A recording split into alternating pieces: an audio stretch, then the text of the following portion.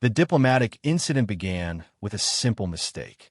Ambassador Kelvrith of the Scarix Empire had brought his adolescent offspring to the human research station, believing the controlled environment would be safe.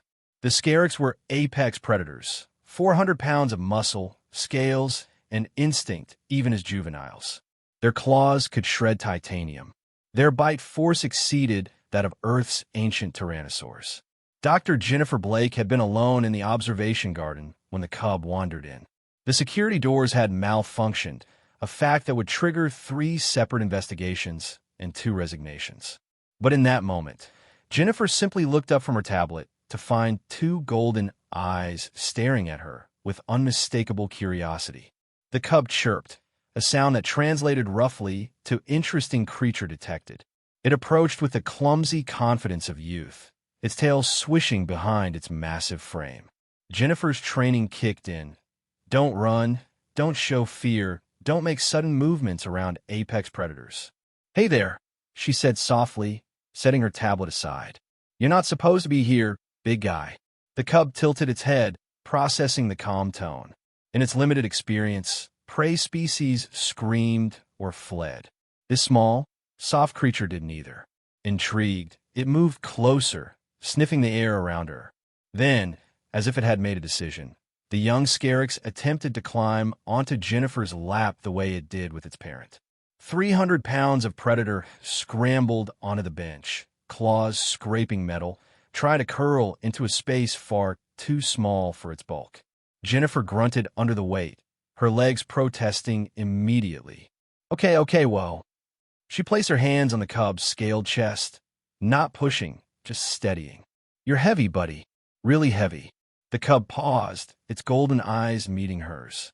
There was something almost hurt in that gaze, a confusion that transcended species barriers.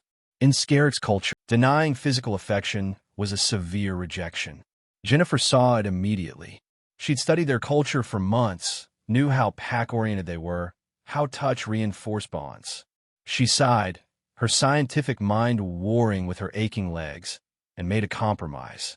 "Come here," she said, shifting to sit on the ground and patting the space beside her. "Lay down here instead." The cub understood the gesture, if not the words. It slid off the bench and settled next to her, its massive head resting against her side. Jennifer stroked the ridged scales along its neck, feeling the rumbling purr that vibrated through its chest, a sound that meant contentment in young Scarix. They sat like that for 20 minutes before the frantic security team arrived, Ambassador Kelvrith at their head. He froze in the doorway, his own scales paling at the sight. "Dr. Blake," he began, his translator crackling with distress. "I cannot apologize enough. If my offspring had harmed you—" "He didn't want to harm me," Jennifer interrupted, still stroking the cub's head. "He wanted to cuddle. There's a difference." Kelvrith stared. In 3 decades of diplomatic service across 40 species, he had never seen prey willingly comfort a predator's offspring. The human hadn't subdued his child with technology or weapons. She'd simply accepted him. "Your species confuses me greatly," Kelvrith admitted. Jennifer smiled. "We confuse ourselves sometimes, too. But we figured out a long time ago that most creatures, predator or not, just want to feel safe and cared for." She scratched behind the cub's jaw ridge, earning another deep purr. "Your son here?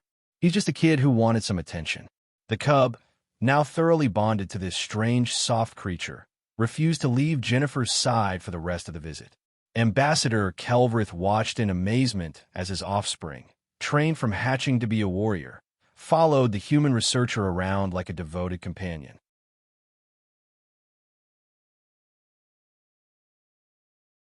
Before departing, Kelvrith pulled Jennifer aside.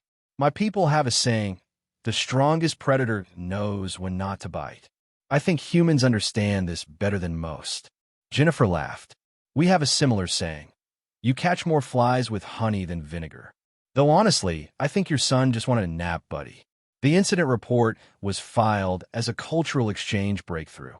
But to those who witnessed it, it was something simpler. Proof that sometimes the strongest response to strength is gentleness, and that understanding weighs more than fear. The cub, later named Bridge in both languages, would grow to become the first Scarix ambassador to Earth. In every negotiation, he carried a photograph. A human woman sitting on the ground, a predator's cub resting peacefully at her side, both wearing